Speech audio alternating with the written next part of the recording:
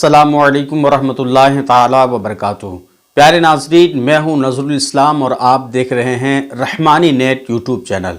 آج کی اس ویڈیو میں ماہ شعبان کے روزوں کے تعلق سے کچھ حدیثیں میں آپ کو سناتا ہوں۔ امید ہے کہ آپ خیریت سے ہوں گے، میری دعا بھی ہے کہ آپ خیر و عافیت سے رہیں۔ پیارے ناظرین، ماہ شعبان کی آج 5 تاریخ ہو چکی ہے اور ماہ شعبان میں بہت سارے لوگ روزہ رکھتے ہیں، بالخصوص 14 شعبان اور 15 شعبان کو تو روزہ لوگ رکھتے ہی ہیں، لیکن ماہ شعبان کے تعلق سے حدیث میں کیا فرمایا گیا ہے، اس تعلق سے آج میں آپ کو 10 حدیثیں سناتا ہوں۔ نمبر 1، رسول اللہ صلی اللہ تعالی علیہ وسلم نے ارشاد فرمایا، افضل الصوم بعد رمضان شعبان لتعظیم رمضان۔ ترجمہ: رمضان کے بعد سب سے افضل شعبان کے روزے ہیں تعظیم رمضان کے لیے۔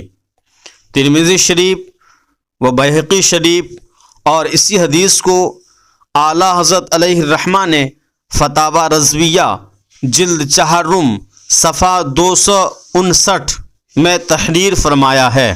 اس حدیث سے یہ پتہ چلا کہ ماہ رمضان کے بعد اگر کوئی اور دوسرے مہینے کا روزہ افضل ہے تو وہ ماہ شعبان کا ہے، اور اس کو اعلیٰ حضرت نے بھی اپنی کتاب فتاوی رضویہ میں بھی نقل کیا ہے۔ تو اس حدیث سے ماہ شعبان کے نفل روزے کی اہمیت اور فضیلت سمجھ میں آتی ہے۔ اب آئیے دوسری حدیث آپ کو سناتا ہوں۔ ما رأيت رسول الله استكمل صيام شهر قط إلا رمضان وما رأيته في شهر أكثر منه صياما في شعبان وفي رواية قالت كان يصوم شعبان إلا قليلا متفق علیہ۔ صحیحین میں ہے، ام المومنین حضرت صدیقہ رضی اللہ تعالی عنہ فرماتی ہیں کہ حضور اقدس صلی اللہ تعالی علیہ وسلم سوائے رمضان کے کسی مہینے کا پورا روزہ نہیں رکھتے تھے، اور اس کے بعد آپ کو شعبان سے زیادہ کسی مہینے میں روزہ رکھتے میں نے نہیں دیکھا۔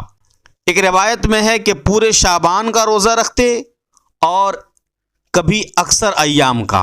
بخاری شریف جلد اول صفحہ 264، ابن ماجہ شریف صفحہ نمبر 122، مشکاۃ شریف صفحہ نمبر 178۔ یہ حدیث بخاری شریف کی حدیث تھی۔ آپ نے سنا بخاری شریف، ابن ماجہ شریف، ترمذی شریف کی حدیث، اور اس حدیث میں جو اکثر ایام کہا گیا، شعبان کے جو پورا ایام کہا گیا، تو پورا ایام سے اکثر ایام مراد ہیں، یعنی حضور صلی اللہ تعالی علیہ وسلم ماہ شعبان میں اکثر ایام روزے سے رہا کرتے تھے۔ اب آئیے تیسری حدیث سنتے ہیں۔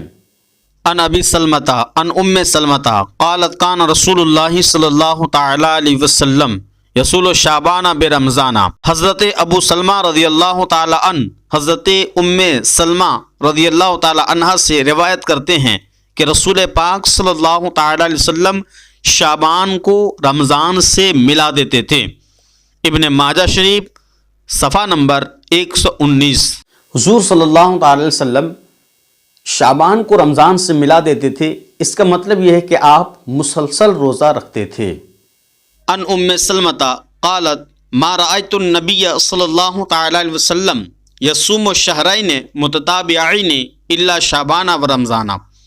حضرت ام سلمہ رضی اللہ تعالی عنہ سے مروی کہا کہ میں نے مسلسل 2 مہینے سرکار اقدس صلی اللہ تعالی علیہ وسلم کو روزہ رکھتے نہیں دیکھا سوائے شعبان اور رمضان کے۔ ترمذی شریف جلد اول صفحہ نمبر 92۔ چوتھی حدیث سے معلوم ہوا کہ حضور صلی اللہ تعالی علیہ وسلم ماہ شعبان میں کس طرح روزے کا اہتمام فرماتے تھے۔ اب آئیے 5ویں حدیث سماعت کریں آپ۔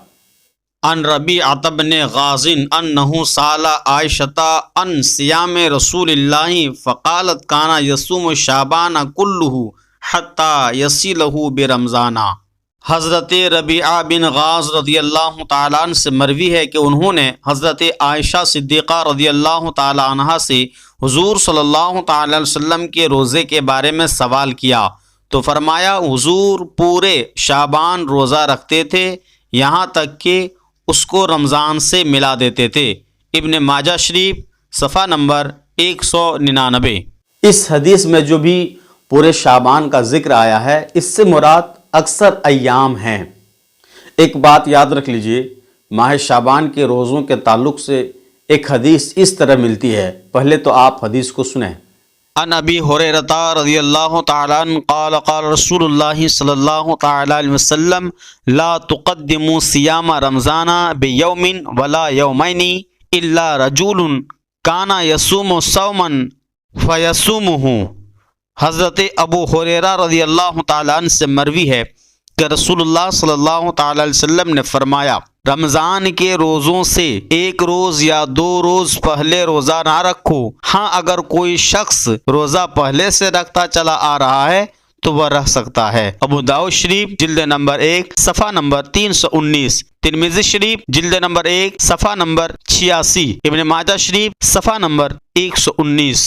اس حدیث میں جو کہا گیا ہے کہ ماہ رمضان سے پہلے آپ روزہ نہ رکھیں، جو نہ رکھنے کے لیے کہا گیا ہے، یاد رکھیے اس لیے کہا گیا کہ بہت سارے لوگوں کی آسانی کے لیے کہا گیا کہ لوگ ماہ شعبان میں پورا مسلسل روزہ رکھیں گے، لگاتار روزہ رکھیں گے، کہیں ایسا نہ ہو کہ پھر رمضان میں وہ کمزور پڑ جائیں اور رمضان کے روزہ اس کو ترک کرنا پڑے، اس لیے کہ شعبان کا روزہ یہ نفل روزہ ہے اور آپ جو رمضان کا روزہ رکھیں گے وہ فرض ہے، تو آپ پہلے ہی سے نفل رکھ کر تھک چکے ہوں گے تو پھر فرض میں آپ کو کمی محسوس ہوگی، کمزوری محسوس ہوگی اور پھر آپ فرض کو ادا نہیں کر پائیں گے۔ اس لیے یہ بتایا گیا، فرمایا گیا کہ ماہ رمضان سے پہلے شعبان کے اخیر میں روزہ نہ رکھیں، مطلب شعبان کے لاسٹ میں 29 یا 30 28 کو روزہ نہ رکھیں بلکہ سیدھے رمضان ہی سے رکھیں۔ تو اس لیے فرمایا گیا کہ لوگ ماہ رمضان کی اہمیت کو سمجھ سکیں، ماہ رمضان کے روزے کی جو فرضیت ہے اس کی اہمیت کو لوگ سمجھ سکیں، اور پہلے ہی اگر لوگ کمزور ہو جائیں گے تو بعد میں پھر رمضان کا روزہ رکھیں گے کیسے؟ اس لیے کہ وہ تو فرض ہے، یہ تو نفل ہے، یہ چھوٹ جائے تو کوئی غم نہیں، لیکن فرض اگر چھوٹ جاتا ہے تو پھر اس کا حساب بھی تو ہونا ہے، اس لیے ایسا فرمایا گیا ہے۔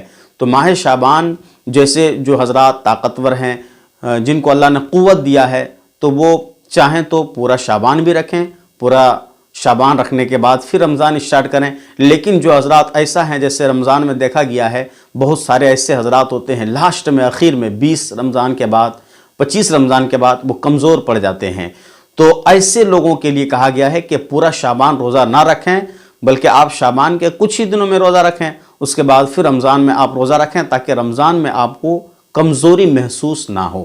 اب میں آپ کو 7ویں حدیث سناتا ہوں۔ ابی ہریرہ قال قال رسول اللہ صلی اللہ تعالی علیہ وسلم اذا کان نصف من الشعبان فلا صوم حتى یجیء رمضان۔ ترجمہ حضرت ابو ہریرہ رضی اللہ تعالی عنہ سے مروی، کہا کہ رسول اللہ صلی اللہ تعالی علیہ وسلم نے فرمایا جب نصف شعبان ہو جائے تو رمضان کے آنے تک کوئی روزہ نہیں۔ ابو داؤد شریف جلد نمبر 1 صفحہ نمبر 319، ابن ماجہ شریف صفحہ نمبر 119، ترمذی شریف جلد اول صفحہ نمبر 92۔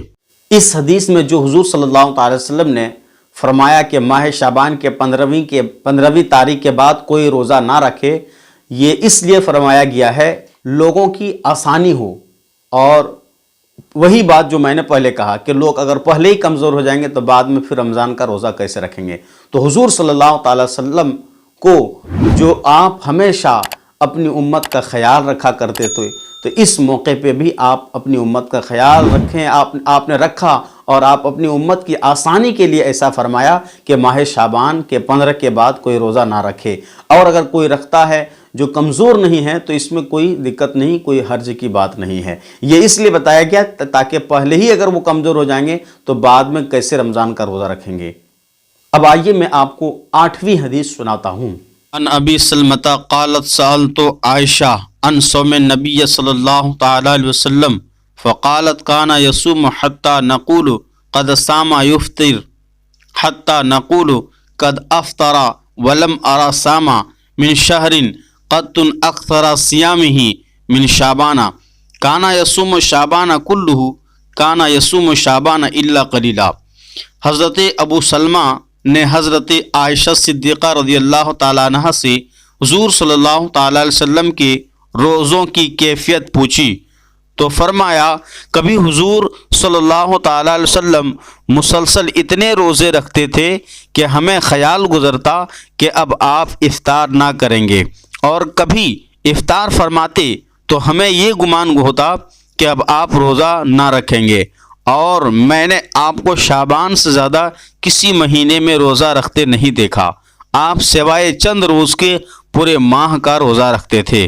بخاری شریف جلد اول صفحہ 264، ابن ماجہ شریف صفحہ 123۔ بخاری شریف کی اس حدیث سے پتہ چلا کہ حضور صلی اللہ تعالی وسلم ماہ شعبان میں کس طرح روزے کا اہتمام کرتے تھے۔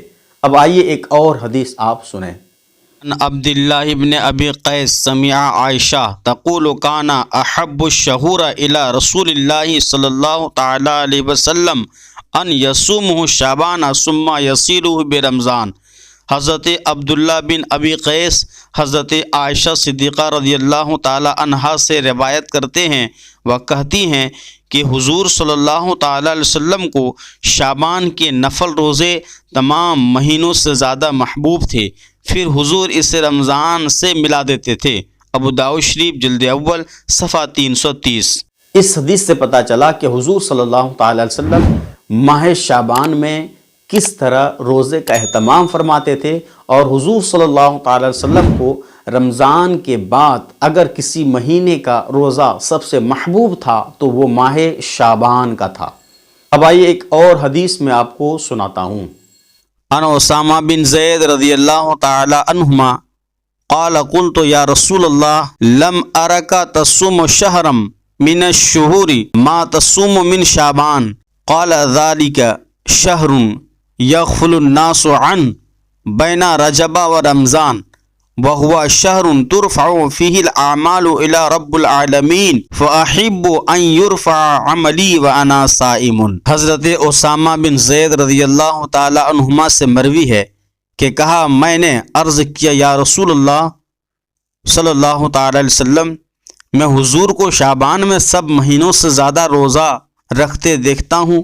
فرمایا یہ ایسا مہینہ ہے کہ لوگ اس سے غافل ہیں جو رجب اور رمضان کے درمیان ہے، اور وہ ایسا مہینہ ہے کہ اس میں اعمال رب العالمین کی بارگاہ میں پیش ہوتے ہیں، اور مجھے پسند ہے کہ میرا عمل اس حال میں پیش ہو کہ میں روزے سے ہوں۔ نسائی شریف جلد اول صفحہ 251۔ اس حدیث سے پتہ یہ چلا کہ ماہ شعبان میں کس لیے ہمیں روزہ رکھنا چاہیے۔